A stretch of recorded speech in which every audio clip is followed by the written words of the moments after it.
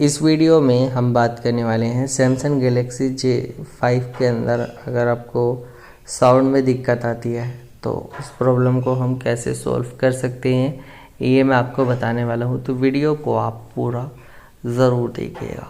देखिए, कभी भी अगर आपको साउंड में इशू आता है तो अपने डिवाइस को बंद करके खोल लीजिएगा, क्योंकि कभी कभी बहुत दिन हो जाते हैं बंद करे हुए तो आउटपुट जो है बंद करने की वजह से चला जाता है।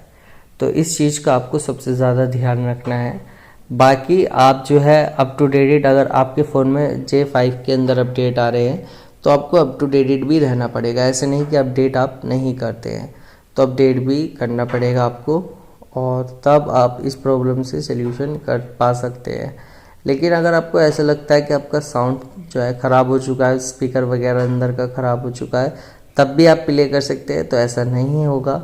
ठीक है, आपको यहाँ पर इसको यही करना पड़ेगा। तो अपडेट कर लीजिए, फ़ोन बंद करके खोल लीजिए, दोनों ही आपको करने पड़ सकते हैं।